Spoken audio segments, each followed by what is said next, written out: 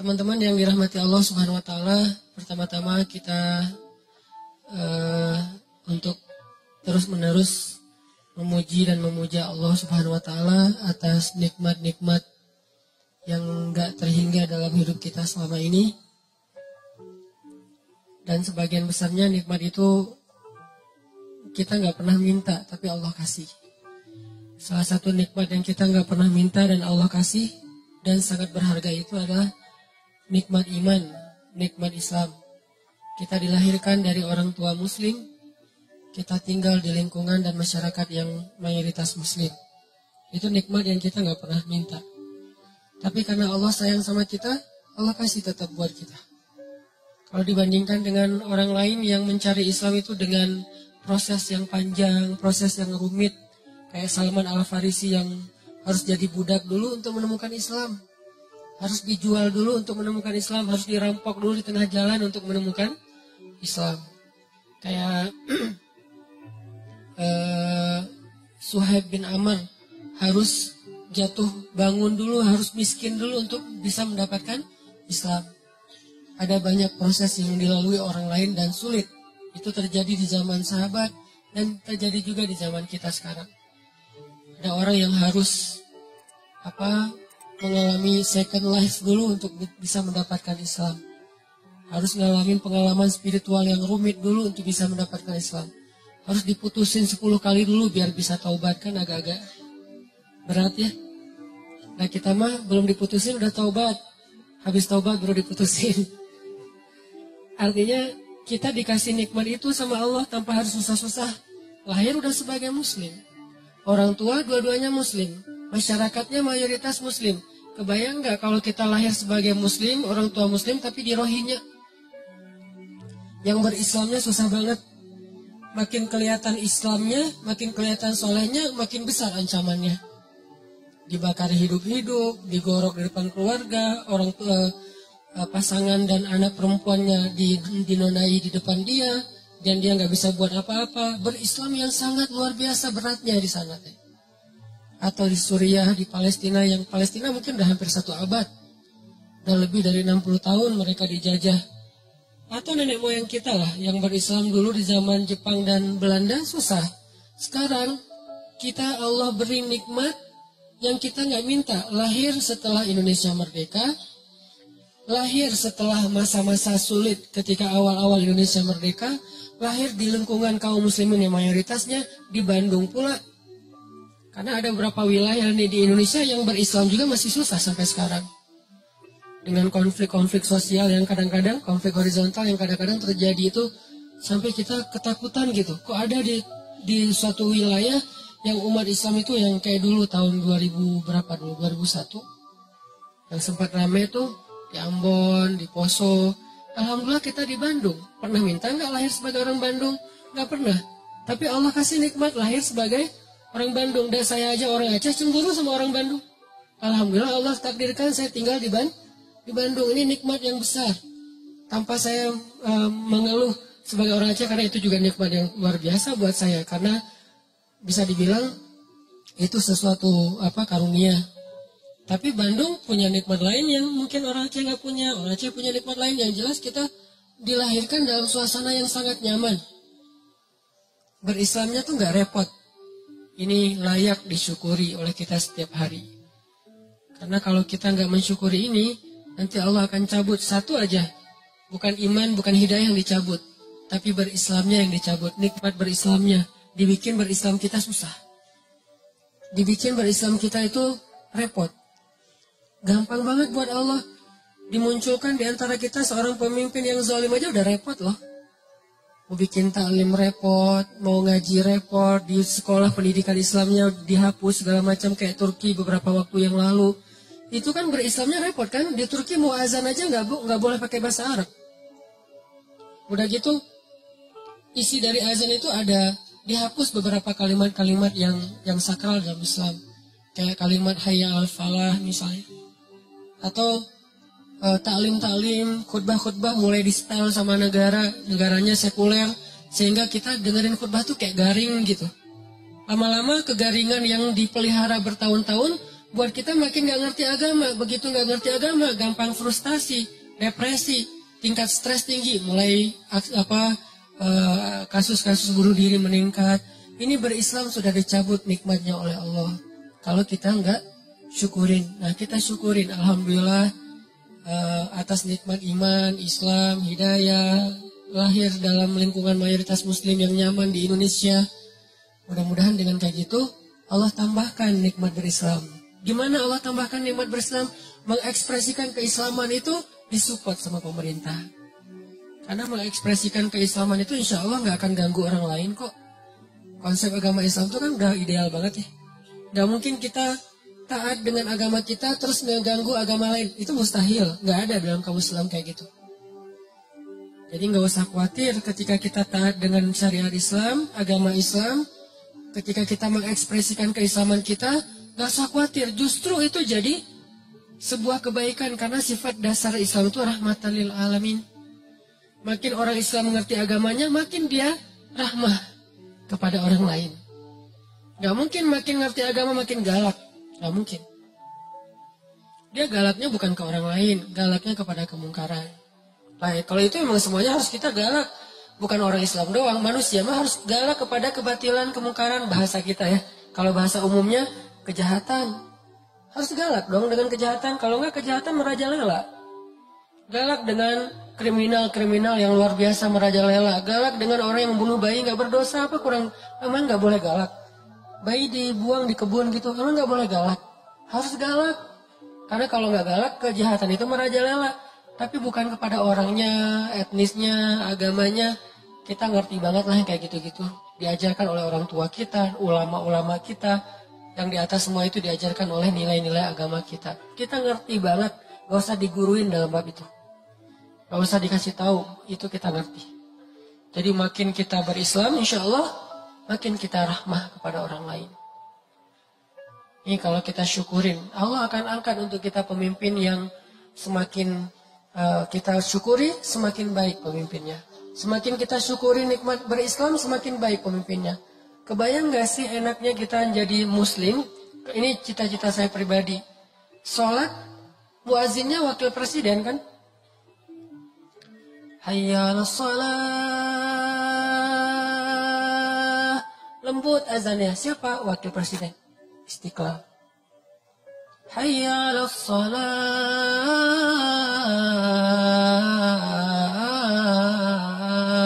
Azan subuh.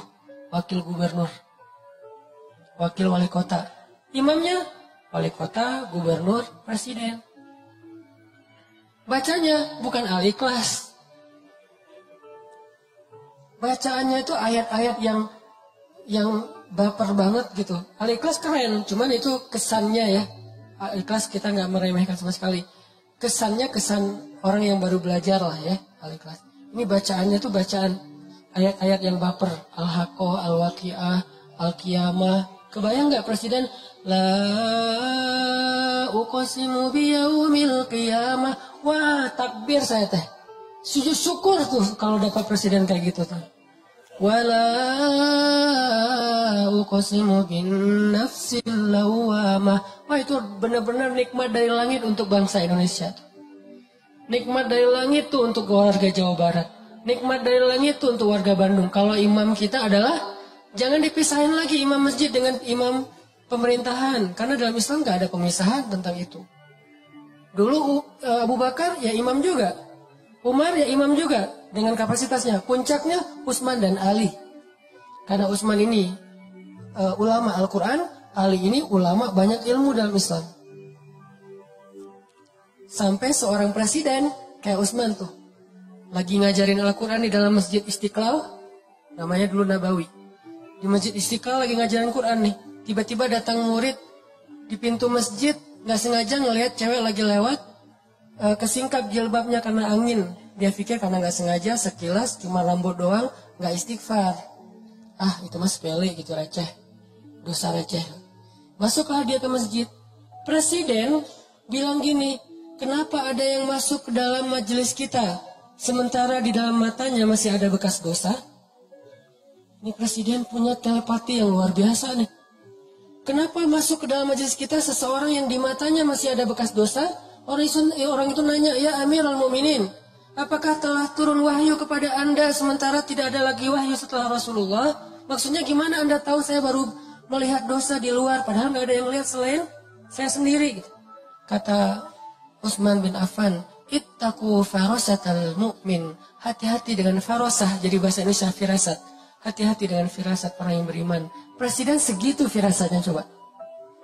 Sampai dosa yang dia nggak lihat tahu, kan berarti keren banget nih presiden. Dan ini adalah wujud dari kesolehan masyarakat. Makanya Allah berilah pemimpin yang soleh untuk mereka. Karena pemimpin itu gambaran dari kita. Kalau bahasa Nabi itu, pemimpin adalah hasil dari gimana masyarakatnya. Kalau pedagang-pedagang pada jujur, Allah kasih pemimpin yang jujur. Jadi jangan selalu hanya nyalahin pemimpin. Jangan-jangan pemimpin kita banyak yang korupsi karena pedagang juga dalam kelas yang lebih kecil nggak jujur dagangannya juga kan. Mau beli buah naga dari pas kita lewat tulisannya 1 kilo 10.000. Pas kita berhenti, Pak yang 10.000 yang itu. Loh, ternyata 10.000 di bawah nggak kelihatan. Yang di display 20.000, tapi tulisnya 10.000. Gimana kita mau dapat pemimpin yang jujur? Bukankah salah satu cara Allah menghukum masyarakat yang curang adalah dengan menghadirkan pemimpin-pemimpin yang curang? Dan Allah tahan air hujan, itu hukuman jadi bukan dari pemimpinnya, balik lagi kepada kita. Syukuri nikmat itu. Itu kemenangan dakwah buat saya ya. Saya nggak tahu masalah politik, tapi dari angle saya sebagai orang sebutnya ustadz nih, harapan besar saya tuh pengen banget sholat suasananya kayak di Masjid Nabawi di zaman para Khulafaur Rasyidin. Itu keren banget. Yang azannya wakil presiden, wakil gubernur, wakil wali kota, yang imamnya adalah orang nomor satunya.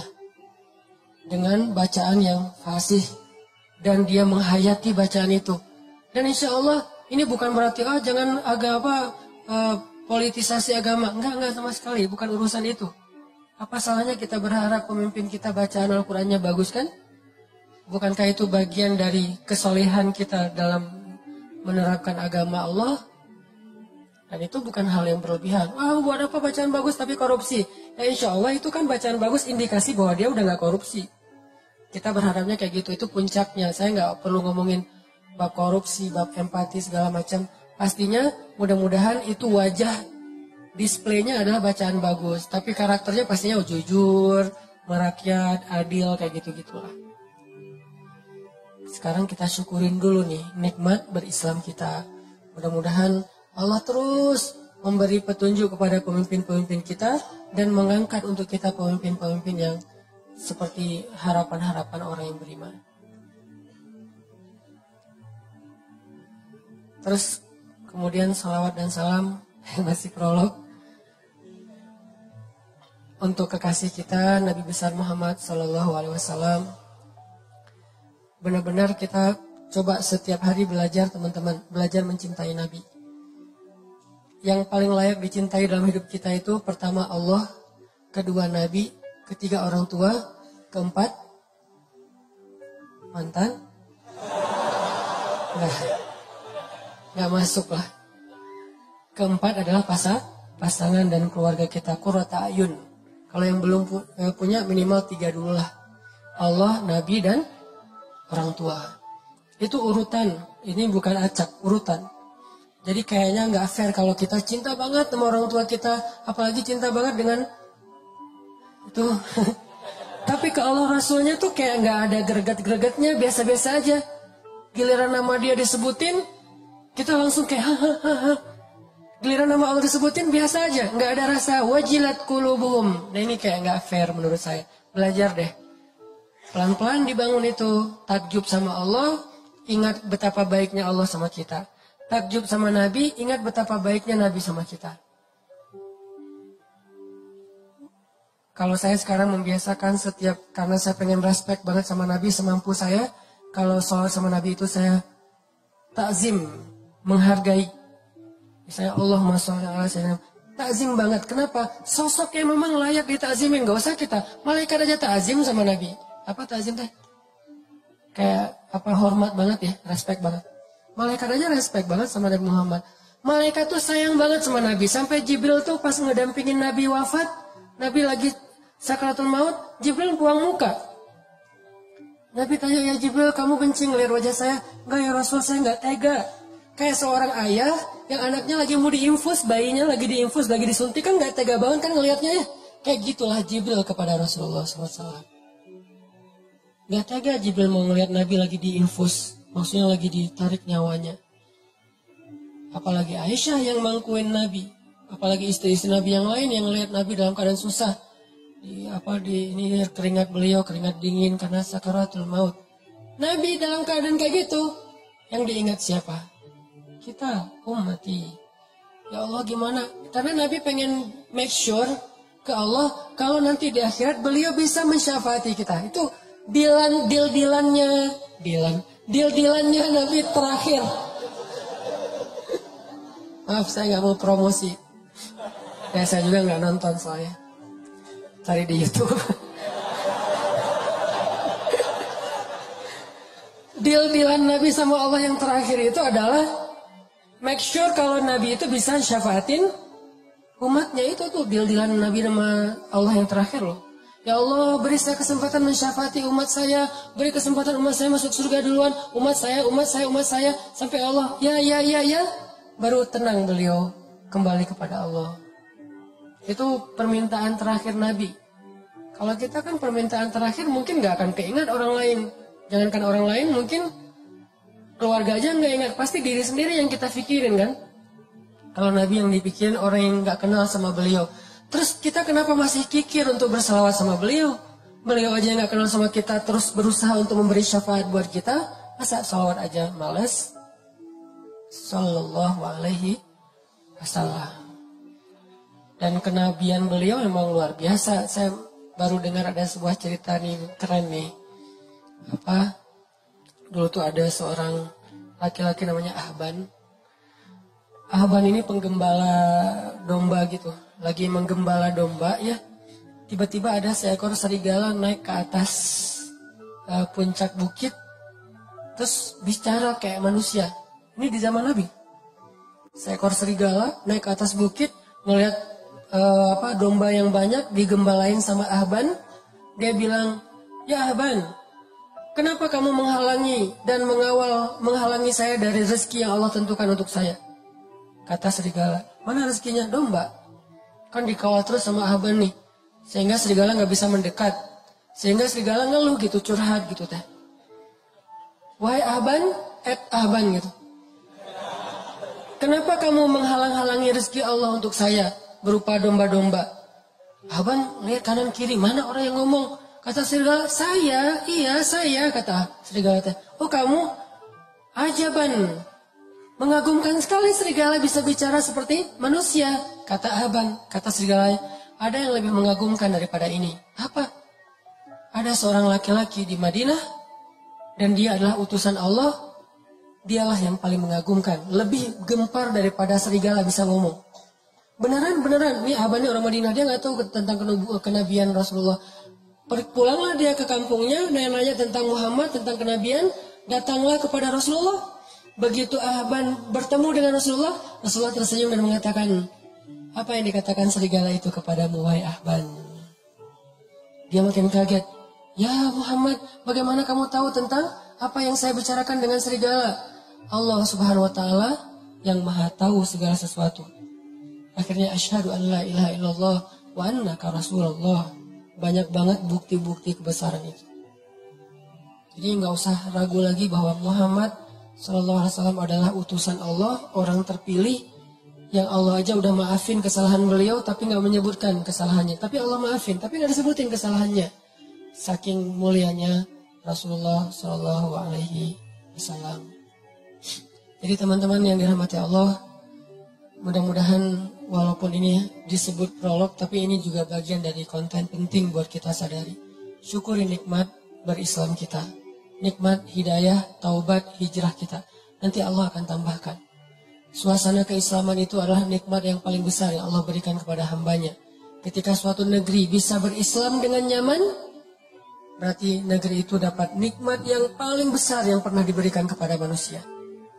Karena dikasih harta, Belum tentu negeri itu nyaman. Buktinya beberapa negara maju yang kita lihat futuristik banget, angka bunuh dirinya tinggi. Bukan berarti nggak penting ya, penting. Cuman itu doang nggak cukup. Dikasih alam yang indah, kalau nggak bisa dikelola malah jadi musibah. Tapi kalau dikasih keislaman dan hidayah, maka Allah SWT akan cukupkan yang lain-lain. Harta akan diberkahi, alam akan diberkahi, sosialnya akan diberkahi. Semua jadi berkah gara-gara keislaman. Tapi kalau Islam dicabut, keberkahan itu juga akan hilang. Walaupun kita punya materi-materi itu. Sama kayak keluarga. Kalau keluarganya soleh, Allah cukupkan rezekinya. Allah bahagiakan hatinya. Allah sehatkan tubuhnya. Allah nyamankan suasana keluarganya. Tapi kalau orang dikasih harta doang tapi nggak dikasih kesolehan di dalam keluarga itu, justru harta penyebab kekacauan di dalam keluarga itu. Syukuri nikmat berislam. Yang kedua, cintai Rasulullah Sallallahu Alaihi Wasallam. Semoga kelak di akhirat kita bisa benar-benar menatap wajah Nabi. Oh, ini yang namanya Rasulullah Muhammad. Pantesan kok seluruh dunia itu kagum kepada beliau. Tajdid, perbaharui. Kalau saya memperbaharuinya kadang-kadang selain dengan baca sirah, baca hadis. Karena iman kita kan lemah ya. Harus di charge itu bukan mingguan, bulanan, harian kayaknya. Kalau sahabat mingguan cukup, kita harian. Karena cepat banget dropnya. Kayak handphone udah rusak. Baru di charge udah ngedrop. Tadi siang baru di charge. Jam 2 siang, jam 1 di charge, jam 2 udah tinggal 5%. Nih. Handphone hati kita ini lagi ngedrop. Cas lagi. Salah satunya saya kadang-kadang ngecasnya lewat kayak nasyid-nasyid, lagu-lagu tentang keistimewaan Nabi. Kayak Nabi itu tersenyum. Tadi sore pas lagi jalan ke sini di mobil dengerin tabassum atau tabassam. Nabi itu suka senyum. Kenapa kamu kok kerung? Bahasa liriknya tuh. Nabi aja suka senyum. Kenapa tuh? Coba dulu wae gitu ya. Oh udah, saya lagi di mobil, tadinya gini. Nabi aja tersenyum. Itu mendoktrin loh, ke bawah loh. Makanya lagu itu penting juga ya. Jadi buat seniman-seniman, para musisi ini, saya support sebetulnya dengan bakat seni, musisi atau apa. Selama itu didedikasikan buat hal-hal yang keren. Terus Nabi, laukana bainana, Nabi seandainya Nabi ada di tengah-tengah kita, itu benar-benar haru loh. Refresh. Kayak kita nge-refresh semangat dengan mantan lewat lagu-lagu melo kan ya. Begitu dengar backsound aja nggak usah lagu. Backsound sebuah booster tentang yang kayak gitu-gitu Tokyo Cinderella Story atau apalah kayak gitu-gitulah, saya nggak ngerti. Korea-Koreaan lah, Jepang-Jepanan. Kok jadi kayak ingat lagi yang dulu, terus tiba-tiba yang tadi kayaknya perasaan tadi asik-asik aja, tiba-tiba pas dengar lagu itu jadi kayak keinget lagi dia yang menyakiti hati kita 20 tahun yang lalu gitu. Masih diingat aja. Kenapa kok bisa ke refresh lagu kan? Dengerin deh lagu-lagu tentang Nabi biar kita jadi selawat-selawat tentang Nabi biar kita gak nge-refresh hati. Gak tahu teman-teman ya, kalau saya jujur pribadi ini, kalau dengar lagu-lagu tertentu tuh bisa kayak apa gitu.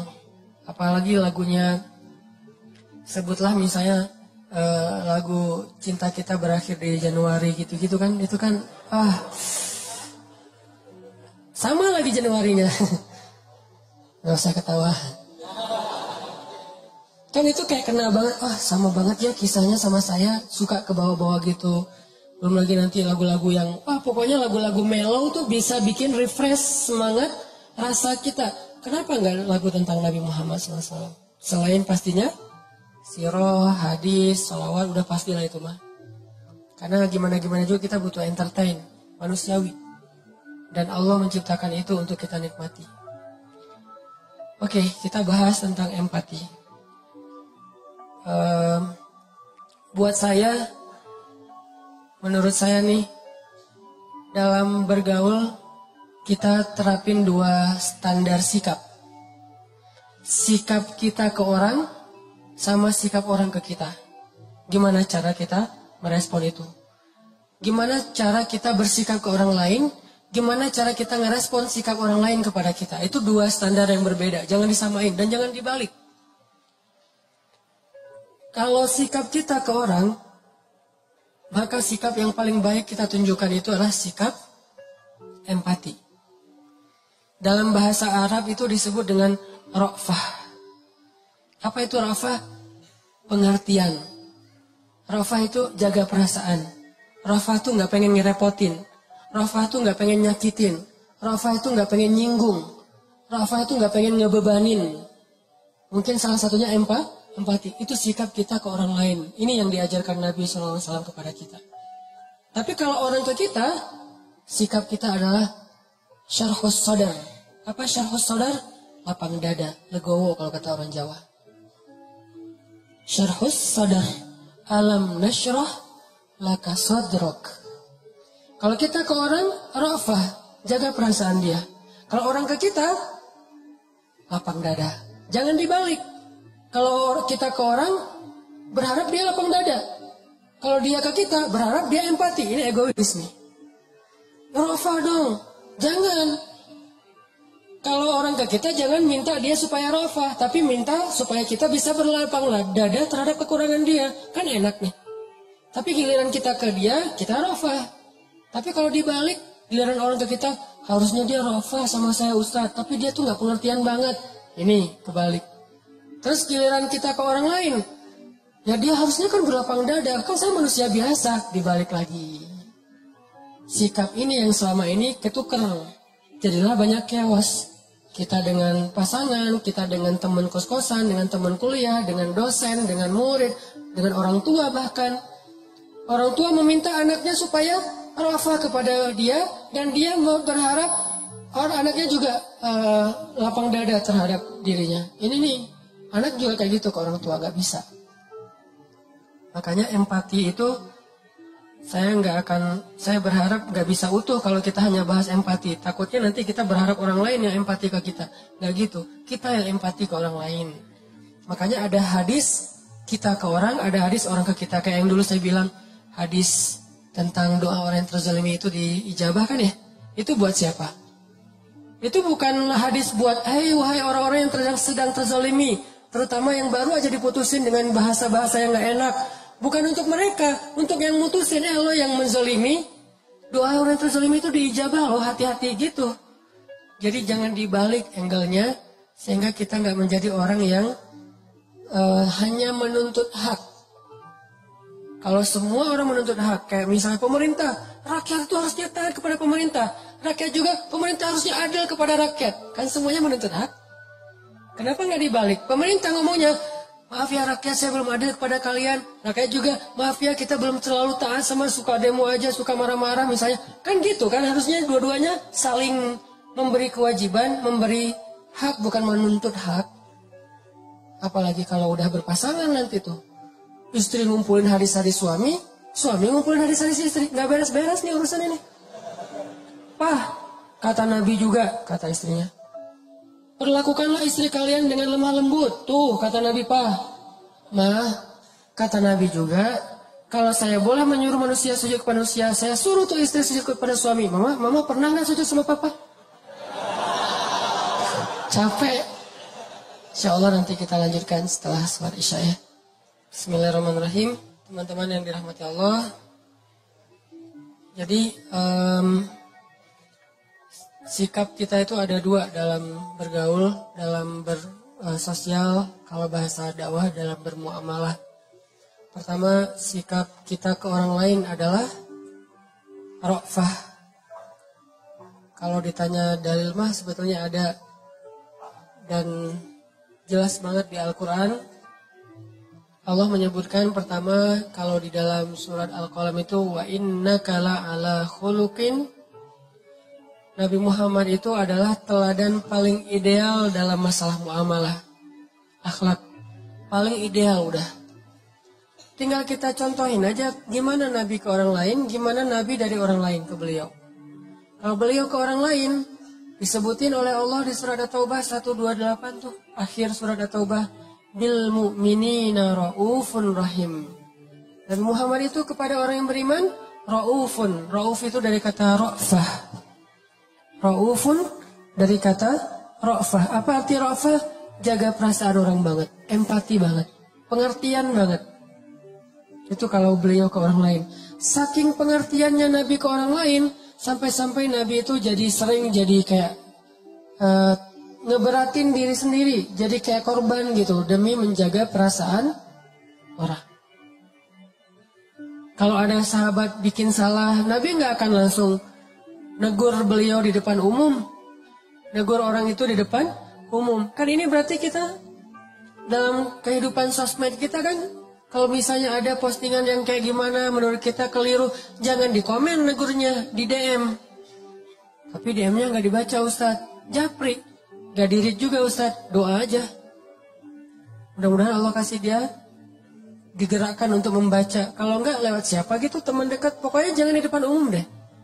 Itu kalaupun masukan kita benar, jangan-jangan udah ramai di depan umum ternyata salah pula. Ini kan berarti kita kayak agak-agak konyol gitu kan ya. Kenapa? Karena kita nggak jaga perasaan orang lain.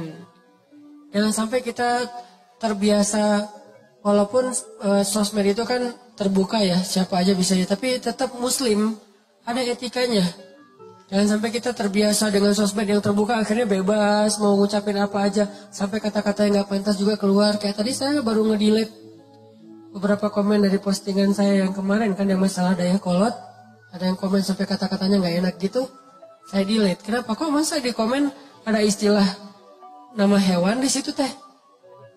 Kan nggak pas gitu. Terus ada yang istilahnya mencela apa segala macam. Ini kayaknya orang yang nggak ngerti lah, nggak tahu dari mana asalnya. Udah aja saya delete, sekalian orangnya di blok. Kenapa saya blok? Bukan benci sama orangnya, dia udah nggak benar cara bermedia sosial, dan ini nggak sehat buat yang lain. Ini harus dihentikan. Tapi saya nggak mau respon yang kayak gitu-gitu, males, jadi malah rame. Nah ini namanya empati, jaga perasaan, pengertian sama apa orang lain rasain. Tempatkan diri kita, kalau saya diginiin nyaman gak ya? Nah kayak gitu. Ra'fah bil mu'minina raufun rahim, sangat menjaga perasaan. Jangankan perasaan manusia, Nabi perasaan hewan aja dijaga loh. Perasaan hewan, ya. Sampai ada hadis kalau di kitab Riyadhus Shalihin itu larangan berbicara atau bercakap-cakap di atas kendaraan. Maksud kendaraan di situ hewan tunggangan. Dilarang dalam Islam itu dua orang laki-laki sambil naik di atas hewan tunggangannya, terus hewannya berdiri aja nganggur, kita ngobrol gitu. Nggak boleh dalam Islam. Kalau pengen ngobrol yang lama, apalagi ngopi-ngopi, udah aja turun dari hewan, biar hewan itu cari makan, istirahat dulu. Ya mungkin mau berebah atau ngapain gitu, ngelurusin kakinya apa, capek kan. Ya mau apa, dia pengen jauh-jauh juga, bukan kita doang yang pengen santai. Biarin dia istirahat, jadi kita ngopi-ngopinya di bawah, jangan sampai ngopi-ngopi di atas, ngobrol, terus nunjukin, oh ini ada masalah lagi training topik, tapi di atas hewan, hewannya kan bete di bawah. Ngapain sih kalian lama-lama amat? Gue juga pengen makan atau ngapain gitu. Itu ada hadisnya. Saking Nabi ra'fah. Dengan hewan aja ra'fah. Dengan tumbuhan Nabi ra'fah. Kan dulu tuh Nabi kalau khutbah berdirinya di atas satu pohon korma nih. Kebenaran pohon kormanya kayak agak miring melintang gitu. Nabi berdiri di atas pohon korma untuk khutbah. Begitu kaum muslimin sudah mulai agak mampu nih, dibikinlah mimbar untuk Nabi. Yang sekarang di Raudhah tuh, dibikin mimbar. Sehingga Nabi khutbah tidak lagi berdiri di atas pohon korma. Maka pohon itu pun menangis. Nangis kayak anak bayi. Nabi, maaf, langsung turun dari mimbar, duduk lagi di atas pohon itu. Pohon itu diam. Manja banget kan pohon sama Nabi teh. Kira-kira istrinya gimana? Pohon aja gitu. Masya Allah ya, sosok Nabi ya. Pohon aja pengen manja sama beliau, gimana istrinya? Kita, pohon aja malas didudukin sama kita. Malas banget. Kucing aja lari dari kita. Kalau Nabi kucing datang, sampai serigala aja ngomong, merekomendasi. Jadi serigala kayak testimoni gitu tentang Nabi. Serigala testimoni, kan dia, serigala ini kan binatang buas, tapi mentestimoniin Rasulullah SAW. Kenapa? Karena semua alam mencintai beliau. Hanya yang fitrahnya sudah berubah yang tidak mencintai beliau. Kalau yang masih sesuai fitrah, manusia, jin, hewan, tumbuhan, semesta, yang masih fitrah nih, cinta pasti sama Nabi. Hanya hati-hati yang sudah berubah, tidak lagi fitrah, yang tidak cinta kepada Nabi. Ra'fah. Kayak kita ra'fah kalau misalnya kita beda pendapat nih. Dalam satu grup tuh teman kita ada yang misalnya dia tuh sebutlah kalau sholat misalnya dia tuh kayak pakai sarung. Yang satu lagi santai, nggak pakai sarung, yang penting sopan. Jangan sampai kita broadcast di grup itu tentang hal-hal yang menyinggung perasaan teman kita yang berbeda cara ritual. Yang satu tahlilan, yang satu tidak. Yang satu mauludan, yang satu tidak. Yang satu mungkin ngerokok, yang satu enggak. Gak usah dibahas di depan orang banyak. Saya sampai kadang-kadang bingung ngejawabnya. Ada yang nanya ke saya, Ustaz, apa hukum rokok? Gimana nih jawabnya nih? Karena dia sedang ngerokok, nanya hukum rokok di depan orang banyak. Kalau saya bilang boleh, saya berpendapat rokok itu nggak boleh, apalagi di depan umum kalau misalnya mengganggu orang lain. Tapi kalau saya nggak jawab, kalau saya nggak jawab, itu jadi kayak dia nanya, dibikin harai gitu, dibikin ketawa aja, dibikin kayak canda gitu. Kenapa? Saya nggak mau jawab pertanyaan-pertanyaan pribadi di depan umum. Apalagi kalau misalnya di sosmed, yang saya tahu mungkin followers kita juga macam-macam kan karakternya. Masa ditanya di depan umum, saya harus jawab, ini agak-agak bahaya nih. Sehingga yang kayak gini-gini namanya ra'fah, harus mikir banget, ini gimana nanti dia perasaannya. Kayak kadang-kadang ra'fahnya misalnya kita ke guru atau kita ke orang lain. Saya pernah jadi kebayang sekarang gimana Nabi itu luar biasa ya, jaga perasaan sahabat. Kayak saya pas lagi jalan kemana orang minta foto, Ustaz boleh foto? Kadang-kadang lagi capek banget, kadang-kadang lagi sibuk, bahkan kadang-kadang lagi makan gini. Pas mau, Ustaz boleh foto? Oh iya, foto. Jadi saya pengen ra'fah ke dia. Dia juga, kalau kita jadi sebagai orang yang mungkin ngefans sama orang, ra'fah gitu. Oh Ustaznya lagi makan, oh Ustaznya lagi kayak WA. Kadang-kadang saya lagi kayak WA gitu, ada yang harus diberesin cepat. Ustaz lihat dulu ke kamera, iya. Ustaz bentar lagi nih, tadi blur, apa segala macam. Ini kan ra'fah, saya bayangin. Saya tuh masih bisa nolak kadang-kadang. Maaf ya, jangan foto sekarang. Maaf ya, saya lagi sibuk. Maaf ya, lagi makan atau apa. Maaf ya, lagi bete. bisa gitu kan ya. Tapi kalau Nabi nggak bakalan. Saking ra'fahnya Nabi. Saya kagum sama ra'fah Nabi. Seandainya Nabi hidup di zaman kita sekarang, pasti banyak banget kan yang pengen foto sama Nabi. Kadang-kadang ada DKM di beberapa kota nih. Kalau saya keluar kota, kan kita coba mengkondisikan sewajar mungkin. Boleh foto, tapi kalau udah terlalu ramai kan jadi nggak maksimal ya. Saya kadang-kadang mau ceramah, tapi yang ngajak fotonya ramai, jadi udah nggak kondusif, ditahan. Kadang-kadang ada beberapa DKM, inisiatifnya bagus. Siapa yang pengen foto semua sana? Silakan baris. Siapa yang nyuruh nih? Akhirnya baris panjang. Ustaz, itu di luar banyak yang pengen foto. Udah diatur sama dia, kan ini luar biasa ya. Buat saya yang sekarang dalam kondisi yang orang pada ngajak foto tuh lama-lama capek juga gitu. Saya kebayang Rasulullah kalau hidup di zaman sekarang pasti nggak akan nolak kalau orang ngajak selfie. Nabi boleh selfie? Boleh. Nabi boleh selfie? Boleh. Nah pasti boleh. Nggak mungkin Nabi jawab nggak boleh. Terus gimana dong kalau Nabi udah berat? Allah yang akan jadi manajernya Nabi itu. Nggak boleh. Kenapa? Ada ayatnya. Banyak dulu di zaman Nabi orang datang pengen curhat sama Nabi itu. Surat curhat, Al-Mujadilah. Nabi saya pengen curhat, Nabi terus ngantri itu pengen curhat sama Nabi. Sama kayak ngantri pengen curhat ke Ustadz gitu. Banyak banget. Dan Nabi kan juga butuh waktu sendiri untuk istirahat, untuk keluarga gitu kan. Cuma Nabi tipe orangnya gak bisa nolak. Nabi boleh curhat, boleh. Nabi boleh curhat, boleh. Nabi boleh curhat. Terus aja lewat japrian, lewat telepon, ketemu langsung. Semuanya pengen curhat sama Nabi. Akhirnya karena Nabi orangnya gak bisa nolak, Allah turunkan ayat, kalau kalian pengen curhat sama Nabi, sedekah dulu. Sampai di kayak bahasa kita mungkin lebih ke dikomersilkan. Bukan Nabi pengen, bukan. Cara Allah menghentikan orang-orang yang curhatnya nggak penting. Curhatnya, Nabi saya pengen punya alhamdulillah istri saya baru hamil, boleh minta nama. Mungkin penting buat dia, tapi kan kalau jadi terlalu banyak kan lumayan juga buat energi Nabi kan ya. Padahal agenda dakwah Nabi banyak nih. Akhirnya Allah bikin ayatnya, walaupun itu ayatnya mansuh, sudah dihapus. Tapi ayatnya masih ada, hukumnya yang dihapus di surat Al-Mujadilah. Kalau kalian pengen curhat kepada Nabi, sedekah dulu. Sejak harus bayar, kalau mau curhat sama Nabi, mulailah berkurang orang yang curhat. Tadinya yang curhat banyak banget nih, sejak berbayar, udah nggak lagi. Sekarang kalau curhat, registrasi dulu. Satu curhat, Nabi juga bingung berapa ya. Nabi nanya ke Ali berapa? Kata Ali, satu genggam gandum ya Rasul. Satu genggam gandum itu kurang lebih sekitar 3.000-an lah. 3.000? Kata Nabi, kamu mah zuhud banget, kata Nabi. Akhirnya ditetapkan sekian, yang angka itu bikin orang, kalau nggak penting-penting amat, malas lah curhat. Kalau penting banget dia akan bayar. Dan Nabi juga bukan untuk dirinya, disedekahin lagi buat fakir miskin. Itu pernah berlaku loh, baca nanti surat Al-Mujadilah.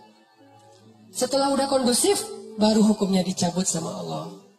Jadi Allah yang nge-manajerin Nabi, saking Nabi itu rafah, gak enak nolak.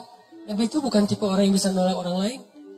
Kalau ada yang minta sedekah ke Nabi, atau datang minta bantuan ke Nabi, gak pernah Nabi nolak. Gak pernah sama sekali.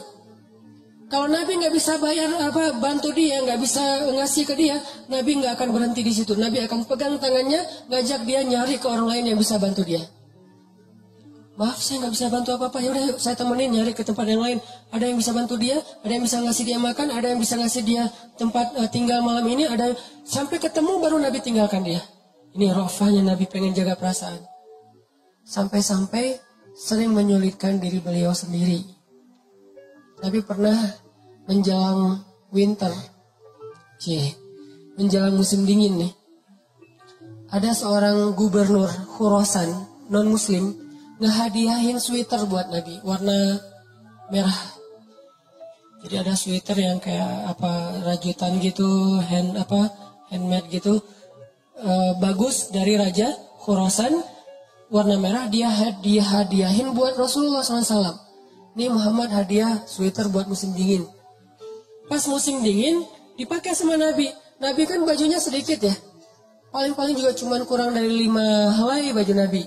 Sehingga ada yang dicuci, ada yang dipakai sama Nabi. 5 helai doang baju Nabi. Kalau kita 5 lemari. Sampai bingung nih baju yang udah dikasih orang tapi belum pernah dipakai gitu. Masih ada labelnya. Nabi teh baju cuma 5 helai, kadang kurang. Sehingga waktu itu Nabi pakai sweater, nggak pakai daleman. Soalnya dalemannya lagi dicuci. Jalan, musim dingin nih. Di Arab juga kalau lagi musim dingin di bawah 10 kan, dingin banget.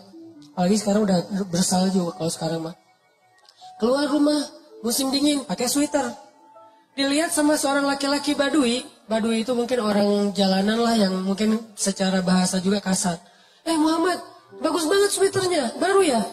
Ya kata Rasul, alhamdulillah. Boleh saya minta? Oh boleh. Langsung dibuka sama Nabi, dikasih ke dia. Coba. Karena Nabi bukan tipe orang yang bisa nolak. Gak enak mau nolak, gak mau kecewain orang. Boleh saya minta? Boleh. Dibukain sama Nabi, Nabi pulang menggigil, kebayang gak tuh? Puncak musim dingin, buka sweater, gak pakai baju, pulang menggigil. Dan dia tuh tega banget ngeliat Nabi kayak gitu. Sampai sahabat marah sama dia.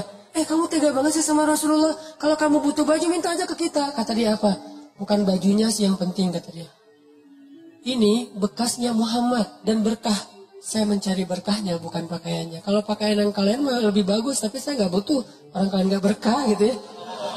Nabi nih. Akhirnya mereka udah nggak bisa komen lah, speechless lah. Nabi pulang gemeteran, dingin. Sampai di rumah dilihat sama Aisyah, kenapa ya Rasulullah? Nggak ada apa-apa, ada baju lain. Ini masih basah, nggak apa-apa dipakai sama Nabi sambil selimutan. Kenapa? Ngasih buat orang yang meminta. Karena Nabi keseringan kayak gitu, Allah yang jadi manajernya Nabi. Gimana cara Allah jadi manajer? Ada yang datang ke rumah. Nabi boleh makan di rumah Nabi, nggak apa-apa kok, kita botram. Ada bawa makanan sendiri gitu kan, datang ke rumah Nabi. Ya, kadang Nabi nggak bisa nolak kan. Saking rafah banget nih. Kadang-kadang kalau menurut kita agak-agak kurang wajar, saking solehnya Nabi itu. Ya, datang ke rumah Nabi. Nabi juga kan punya hak keluarga. Istri-istri beliau, anak-anak beliau kan punya hak untuk dapat waktu dari beliau. Tapi tetap nggak bisa nolak, datang ke rumah Nabi. Datangnya juga nggak sekaligus. Saling tunggu. Datang, Jangan dibuka dulu ya Nabi, nunggu yang lain belum pada datang. Kalian di mana aja? Ini kesasar, share location dong, share. Ternyata share disconnect 10 kilo bedanya. Cari lagi. Lama pokoknya kalau dalam imajinasi kita tuh lama. Datang satu-satu sampai udah lengkap semuanya. Udah silakan makan, dibukain, makan. Udah selesai makan, ngobrol. Lama-lama saya juga pernah ngerasain kayak gitu. Ada orang mungkin saking sayangnya sama saya, kayak nyaman gitu ngobrol sama saya. Buka topik. Satu topik itu 10 menit. Ustaz, kemarin saya baru gini-gini. Mulai ini saya. Oh gitu. Oh gitu. Padahal udah gak kuat. Tapi, gitu kan basa-basi ya untuk menghargai orang. Selesai satu topik karena dia ngerasa kayak nyaman gitu ngobrol. Buka topik yang kedua. 10 menit lagi nih. Topik kedua selesai, topik ketiga. Dan itu wajar, banyak orang kayak gitu. Di zaman Nabi lebih dari itu. Karena orang ke guru aja bisa kayak gini, apalagi ke Nabi kan. Nabi, yang kedua, saya juga Rasul. Akhirnya semuanya pada ngomong, dan Nabi diam aja nungguin. Tetap senyum, tetap udah ngantuk-ngantuk. Istri beliau udah bete di kamar, gak datang-datang Nabinya teh. Gimana ini? Gak ada Abu Bakar, gak ada Umar yang bisa nge-manajerin Nabi nih. Sekarang gak ada siapa-siapa, Nabi sendiri aja. Turun ayat di surat Al-Ahzab. Kalau kalian udah selesai makan, jangan meneruskan pembicaraan, pulanglah. Barulah Nabi bilang, Alhamdulillah turun ayat, kata Nabi teh. Masya Allah. Gara-gara kita lama di rumah Nabi, akhirnya dapat ayat. Hebat juga dia. Apa ayatnya Nabi? Bacain dong. Gak apa-apa dibacain. Gak apa-apa. Kalau kalian udah selesai makan, pulanglah. Oh gitu, astagfirullahaladzim. Pada bubar gitu. Jadi Allah yang nge-manajerin Nabi, saking Nabi gak enakan coba. Ini nih artinya rofah. Tapi kadang-kadang rofahnya kok Nabi doang ya rofah ya. Umatnya gak rofah. Harusnya kita kayak gitu. Ke orang lain itu rofah. Gak enak lama-lama. Gak enak. Sifat gak enak itu bagian dari sifat sunnah Nabi loh. Gak enak kalau komen di depan umum. Gak enak kalau kita menjudge. Gak enak kalau kita marah-marah. Gak enak kalau kita coret-coret mukanya. Gak enak apa gitu. Gak enak. Jaga perasaan orang lain teh. Nah ini namanya rofah. Kalau hidup kita penuh dengan kayak gini ke orang lain, insya Allah akan lebih nyaman cara gaul kita, masyarakat kita. Giliran orang lain ke kita, alam nashrah laka sadrak wa wada'na anka wizrak. Kalau kita lapang dada, ringan beban kita teh. Kenapa kadang-kadang punggung kita ini di sini tuh pundak kita rasanya kayak keras gitu kan ya? Kebanyakan pikiran. Pas kita dipijat, kenapa nih keras banget? Stres. Kenapa kok bisa stres? Dadanya sempit. Orang yang dadanya sempit, satu kesalahan orang aja udah bikin dia nyesek. Tapi kalau dadanya lapang, kesalahan-kesalahan orang itu gak bikin dia nyesek karena masih lapang. Kayak sebuah ruangan sempit, ditaruh satu barang udah sesek. Tapi kalau ruangannya luas, ditaruh banyak barang juga masih lapang, gor gitu. Taruh lemari beberapa masih lapang. Tapi kalau kamar mandi, taruh lemari satu udah gak bisa ngapa-ngapain kan ya. Jadilah syarhus sadar, berlapang dada dengan kesalahan orang lain kepada kita. Sehingga kita gak gampang nyesek. Kita gak gampang stres, kita gak gampang nyimpen, gak gampang sakit punggung kita. Kayak gitu Allah bilang, alam nasyrah laka sadrak. Kalau udah lapang dada, wa wada'na anka wizrak, kami turunkan beban-beban kamu. Alladzi anqadha dhahrak, yang memberatkan punggungmu. Caranya gimana? Fa inna ma'al usri yusra, inna ma'al usri yusra, fa idza faraghta fansab wa ila rabbika farghab. Itu kan ajaran supaya syarhus sadar. Pasti ada kebaikan di sini, pasti ada kebaikan di sini. Minta aja sama Allah, minta tolong kepada Allah, maafkanlah dia. Supaya kita enggak enggak memberatkan punggung, enggak jadi berat sendiri gitu. Jadi stres sendiri, jadi kayak terbeban sendiri. Ini kalau orang kepada kita, kayak misalnya cara lapang dada itu kayak husnuzon salah satu yang paling penting. Oh, pasti bukan saya maksudnya. Kadang-kadang kan kita suka baper sendiri ya. Ada yang ngomong apa, chat di grup, kita ngerasa kayak di-spread gitu. Wah ini gua banget nih yang diomongin. Padahal enggak. Bukankah kita sering dengerin khutbah atau ceramah seseorang ustadz itu, kayak ustadz itu kenal kita banget? Kok ustadz itu jadi tahu masalah saya sih? Enggak, dia enggak tahu masalah kita. Allah yang menuntun lisannya karena pengen menasihati kita lewat dia. Tapi dia nggak tahu, jadi jangan kegeeran, jangan baper sendiri. Wah, Ustaz ini pasti ngomongin saya nih. Enggak, Ustaznya juga nggak tahu masalah kita. Karena ada beberapa kasus yang saya pernah kayak gitu, saya lagi ngomongin apa, terus tiba-tiba ada jemaah yang kayak tersinggung. Wah, Ustaz ngomongin saya nih di depan umum. Siapa juga orang saya nggak kenal orangnya. Kenapa kok persis? Saya juga sering kayak gitu kan, udah 2 tahun ini kan saya nggak khutbah Jumat nih. Kenapa nggak khutbah Jumat? Salah satu alasannya saya pengen Jumat itu privasi waktu buat anak laki-laki saya. Karena dia sekarang udah 3 tahun, saya kasih jatah pokoknya Jumatan harus di Cihanjuang bareng Yahya. Karena saya pengen dampingin dia ke masjid hari Jumat. Alasan kedua, ada penyakit Ustadz yang dulu pernah saya alamin. Apa penyakit Ustadz? Keseringan ngomongin nasihati orang, jarang dinasihati. Nah, saya pengen Jumat itu waktu saya mendengar nasihat buat diri saya sendiri. Awal-awal itu benar kerasa. Pas pertama dengar khutbah orang, apaan sih ini kayak gini ngomongnya? Ada tuh, ego Ustadz kayak gitu tuh muncul tuh. Itu kan yang lagi diobatin tuh. Oh nggak gini, saya tahu dalilnya lebih dari ini. Mulai muncul gitu-gitu tuh. Awal-awal kayak gitu, tapi astagfirullahaladzim, sombong banget sih gue.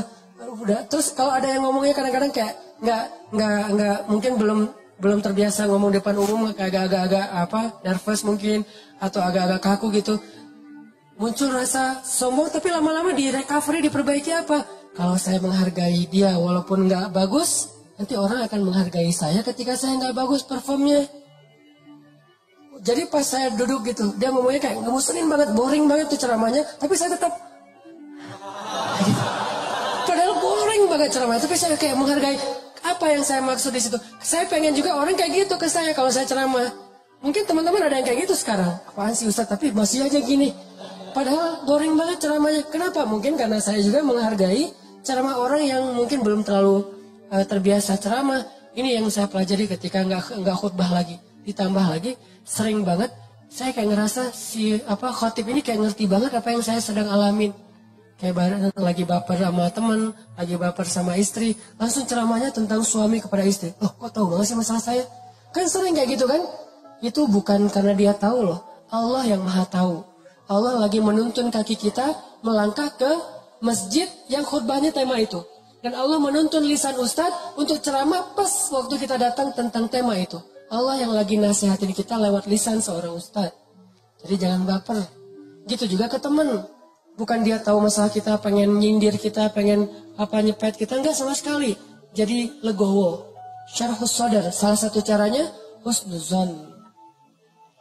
Yang buat yang cewek-cewek juga. Kalau lagi ngobrol sama teman-temannya, tiba-tiba ada yang kecelutukan ngomong apa. Jangan langsung diam.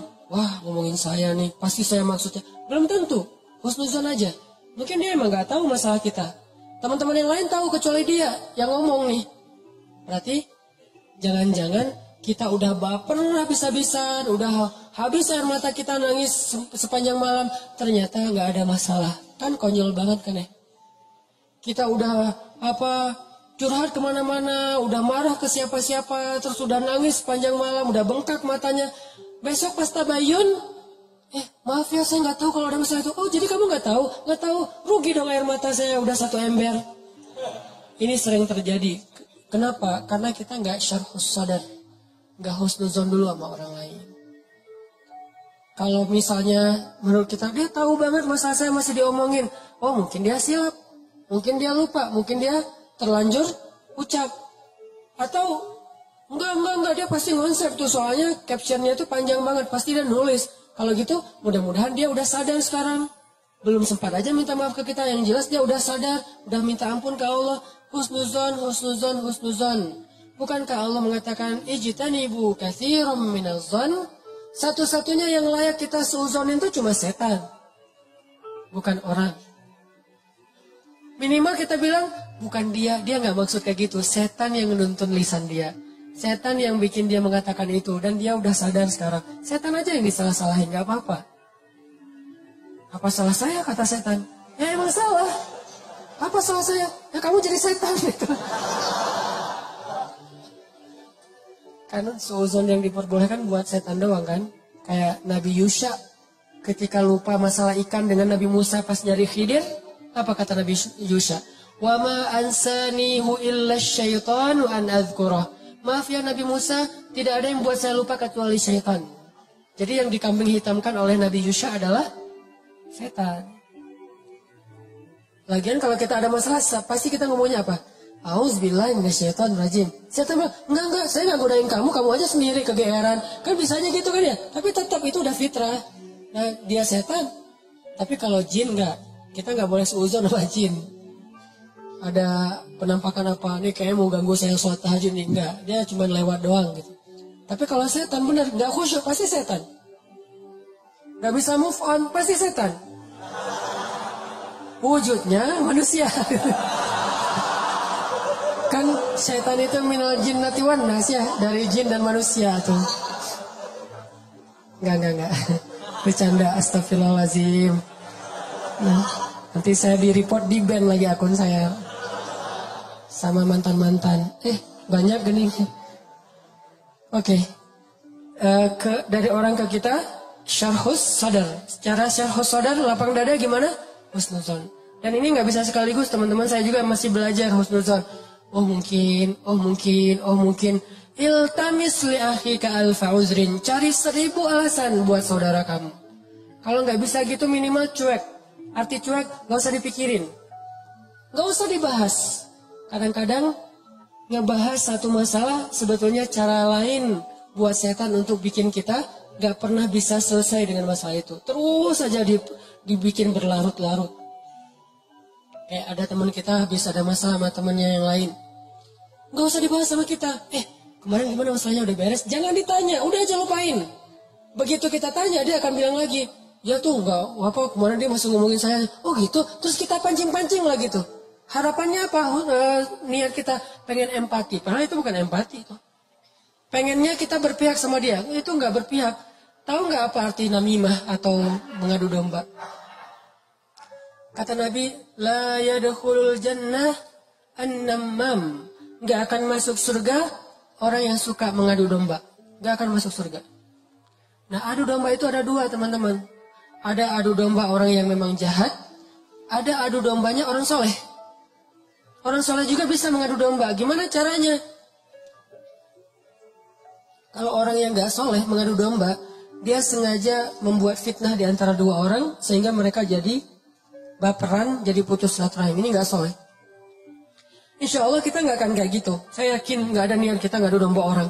Tapi kita mungkin banget terjebak di adu domba yang kedua. Adu dombanya orang soleh nih. Gimana ngadu dombanya? Saya kasih contoh. Si A ngomongin si B di depan kita. Tapi nggak sampai kan ke si B. Kita yang dengar, si B nggak dengar. Misalnya kayak dia lagi ngejapri kita, yo dia gini. Kita kan yang tahu. Terus kita capture, kita forward ke si B. Ini aku bukan mau manas-manasin ya. Tapi ini cara jawabnya gimana nih, dia ngomong kayak gini tentang kamu. Kita capture, sakit hatilah si B. Oh ternyata dia ngomongin saya di belakang. Itu perumpamaannya kata para ulama. Si A manah si B, tapi nggak kena, anak panahnya jatuh di lantai. Kita ambil, kita tusuk ke dadanya sambil kita katakan ini bukan dari saya, dari dia loh ya. Kayak gitu analoginya. Itu namimahnya orang soleh. Adu dombanya orang soleh. Jadi kita nggak niat memfitnah. Kita niat pengen menyampaikan kebenaran, kita lagi empati, pengen tabayun, gak usah tabayun kepada korban, tabayunnya kepada pelaku. Apa bukti kamu ngomong kayak gitu? Gitu, nanya ke pelaku, jangan, bener gak yang dia omongin? Jangan, salah nih. Konsep tabayun itu bukan kepada korban yang dibicarain, kepada yang ngebicarain. Jadi kayak ada teman kita yang ngomong hal-hal yang gak benar, tanyanya balik ke dia, apa bukti kamu ngomong kayak gitu? Kalau benar, gak usah disampaikan. Kita kebalik, dia ngomongin kamu kayak gini, bener nggak? Nah, ini konsep tabayun yang akhirnya bukan tabayun jadinya, namimah. Udah jatuh tuh anak panah di lantai, kita ambil, kita tusuk. Ini bukan dari saya ya, dari dia. Dia terus ketusuk, makasih ya kamu udah nyampain anak panah ini ke saya. Dia emang nggak bener nih orangnya. Padahal yang nusuk bukan dia loh, orang ini nih. Kan kita kadang-kadang kayak jadi akrab gitu dengan orang yang sering ngebukain sebuah masalah ke kita kan, walaupun bikin kita bete, kita anggap dia kayak setia banget, berpihak banget sama kita, empati banget. Enggak, ini salah. Enggak kayak gini caranya. Harusnya kita bilang, kalau kamu tahu itu enggak nyaman buat saya, jangan disampaikan. Gitu harusnya. Tapi dia ngomongin kamu, biarin aja dia ngomongin. Yang penting kan saya nggak dengar, sehingga saya nggak sakit hati ke dia. Mudah-mudahan Allah maafin dia, kan selesai. Justru gara-gara kamu sampaikan ke saya jadi sakit hati ke dia. Allah nggak maafin dia, Allah nggak maafin saya nih. Putus silaturahim kita berdua. Kamu nih pelakunya nih. Kok jadi saya sih? Ya kamu. Oh, rame perang segitiga. Kan ini yang terjadi kan selama ini. Ini lebih realistis menurut saya daripada namimah yang emang niatnya jelek buat saya sih. Saya husnuzon sama kita semuanya. Gak ada lah niat kita jelek pengen memfitnah orang, gak. Tapi seringnya kita terjebak tanpa kita sadari. Justru karena kejujuran kita, karena keakraban kita dengan teman kita, jadi kita ngebuka hal-hal yang dia nggak perlu dengar. Itu sering banget kayak gitu. Saya juga kadang kayak gitu. Misalnya ada yang bicara apa tentang istri saya nggak suka tuh. Dia bicarain istri saya gini, misalnya depan temennya ngasih tahu ke saya. Terus saya kan jadi sakit hati sama orang itu ya. Saya juga ngasih tahu ke istri. Istri saya lebih sakit hati lagi sama dia. Ini salah, dia salah, saya salah. Harusnya saya diem aja. Papa udah tahu kan masalah ini, kenapa nggak kasih tahu ke mama? Karena papa berharap mama nggak tahu. Tapi daripada mama tahu dari orang lain, ya berarti orang itu yang salah, bukan papa. Kenapa dia ngasih tahu ke mama? Kan gitu kan? Jangan sampai ya Pak, mama tahu dari orang lain. Jadi kalau ada yang kayak gini-gini harus papa yang ngomong ke mama. Nggak, itu salah konsepnya. Nggak boleh kita menyampaikan sebuah informasi walaupun benar, apalagi belum tentu benar, walaupun benar kepada orang yang kalau dia dengar dia akan sakit hati atau sedih. Nggak boleh. Diamin aja. Kalau ada hal yang nggak benar, kita yang mengklarifikasi. Nggak kayak gitu. Saya kenal dia gitu. Jangan biarkan dia tahu masalah ini. Kalau terlanjur tahu, berarti ada orang yang nggak tahu konsep namimah level 2. Namimah level 1 emang nggak ada niat baik. Namimah level 2 justru karena niat baik. Kan saya pernah bilang, ternyata banyak hadis palsu itu mulai munculnya lewat siapa? Viralnya itu gara-gara ulama-ulama yang soleh. Jadi banyak riwayat hadis palsu itu diantara para ulama yang soleh loh. Bukan sengaja pengen memalsukan hadis. Kenapa? Karena ulama soleh ini terlalu husnuzon. Misalnya nih, ada yang datang ngomong ke saya, Ustaz, saya pernah mendengar hadis gini. Saya sebagai Ustaz, oh gitu? Ya, saya nggak pernah curiga kalau dia itu nggak jujur, atau kalau dia itu dengarnya nggak utuh, sehingga saya meriwayatkan lagi. Orang dengarnya dari saya juga nggak curiga kalau saya akan main-main dengan hadis kan, sehingga tersebarlah hadis palsu. Bukan karena ada orang yang jahat, ada memang sebagian hadis palsu gara-gara pedagang. Biasanya hadis palsu itu pedagang, penguasa dan ulama. Ini 3 penyebab hadis palsu. Pedagang pengen ngelaris barang dagangan. Siapa yang memakai jubah atau sorban 7 meter di hari Jumat, maka dia akan mendapatkan dijauhkan dari api neraka 7 kali langit dan bumi. Untuk jualan sorban 7 meter. Siapa yang makan buah ini, maka dibebaskan dari sihir. Dia jualan buah itu. Ini bisa muncul hadis palsu dari penguasa. Siapa yang mengangkat seorang penguasa yang kayak gini, maka Allah melaknat dia. Gara-gara apa? Saingan politik. Ulama menyebarkan hadis palsu, kenapa? Karena nggak pernah berpikir orang akan bermain-main dengan hadis Nabi. Sehingga dia percaya aja kepada orang itu. Baru nanti di masa berikutnya, ulama ketika ngelihat banyak banget hadis palsu, mereka perbaiki. Ini riwayatnya dari siapa. Bisa jadi periwayat hadis palsu itu adalah orang soleh, ulama besar. Kenapa bisa ngeriwayatin? Husnuzon. Gak mungkinlah dia bohong atas nama Nabi. Langsung diriwayatkan balik kepada orang lain. Orang yang mendengar, gak mungkinlah Ustadz bohong atas nama Nabi. Terus saja hadis palsunya nyebar. Itu teman-teman. Jadi namimah, mengadu domba juga bisa kayak gitu. Gara-gara kita terlalu akrab dengan teman kita. Kemarin ada yang ngomongin kayak gini. Benar gak? Siapa? Si Fulan. Tapi ini aku karena ke kamu dekat ya teman. Jadi aku sampaikan nih. Terus yang teman yang dengarnya, makasih ya udah disampaikan. Kenapa makasih? Harusnya kita bilang, lain kali jangan disampaikan ya yang kayak gitu-gitu ke saya. Harusnya kayak gitu. Kenapa kita malah makasih? Makasih ya udah nyakitin hati saya kan gitu kan ya. Bahasa lainnya mah ya. Makasih ya udah bikin malam saya gak tenang. Makasih ya udah bikin saya bete. Buat apa? Jangan disampaikan. Makanya ketika Nabi mau ketemu seorang sahabat mencegat di tengah jalan. Ya Rasulullah, Rasul udah kenal dengan orang itu? Belum. Orang itu ya Rasul, stop kata Nabi. Kamu ingin menyebutkan aib-aib dia tentang saya? Rasul, biar Rasulullah tahu siapa orangnya. Jangan, saya nggak mau ketemu seseorang yang membuat saya bete duluan tentang dia. Biar saya ketemu dengan dia dan saya nggak tahu apa-apa tentang dia. Jadi Nabi bisa nyaman. Ini cara Nabi menghargai orang lain. Jadi teman-teman, kalau kita ke orang jaga perasaannya, kalau orang ke kita berlapang dada. Husnuzon, maafin, lupain, gak usah dibahas, gak usah diperpanjang. Ya apalagi kita kayak ada kasus misalnya, ada 2 orang yang lagi punya masalah rumah tangga.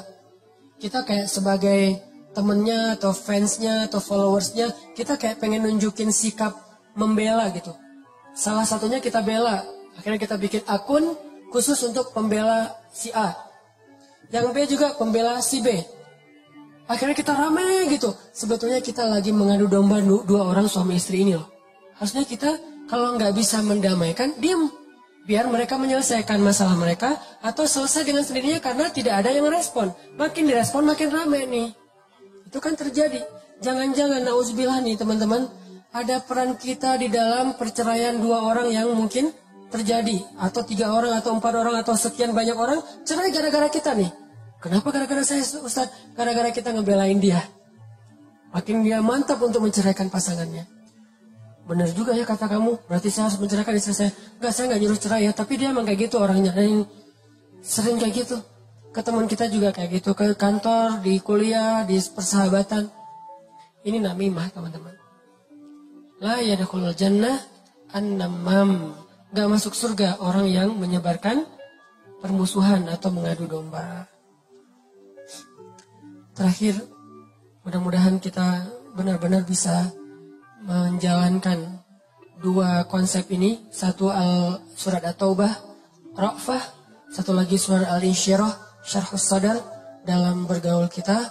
Sehingga insya Allah kita nggak punya banyak masalah di antara teman-teman kita. Udahlah, jangan sampai kita larut terus membahas masalah pribadi. Ada banyak masalah umat yang harus kita bahas. Kalau kita benar-benar seorang muslim yang empati kepada umat, mending kita habisin energi kita buat ngomongin Dayakolot, ngomongin banjir di Bandung Selatan, ngomongin orang-orang yang pengangguran, ngomongin teman-teman kita yang kena narkoba di luar negeri, ngomongin Rohingya, Suriah, Palestina, apa yang bisa kita bantu buat mereka. Mending energinya dipakai buat itu, daripada habis terus energi untuk masalah kita pribadi. Kayaknya egois banget sih. Di sana banyak yang butuh pertolongan kita malah sibuk dengan urusan pribadi. Itu buat saya tuh nggak keren. Kita terlalu egois membahas masalah pribadi. Boleh, tapi porsinya jangan kegedean. 30% aja, 70%-nya untuk umat. Saya juga punya masalah keluarga. Semua orang punya masalah keluarga, tapi saya nggak mau berlarut-larut. 30% aja. Sisanya, kalau saya ketemu sama teman, pasti yang dibahas masalah kemaslahatan umat. Mudah-mudahan ini bermanfaat. Mohon maaf kalau ada salah kata. Dan semoga Allah memberi ilham dan taufik dalam hati kita untuk menjalankan apa yang sudah kita dengar. Bukan hanya jadi wawasan, bukan hanya jadi teori. Bukan hanya jadi sekedar wacana, tapi memperbaiki perilaku dan akhlak kita.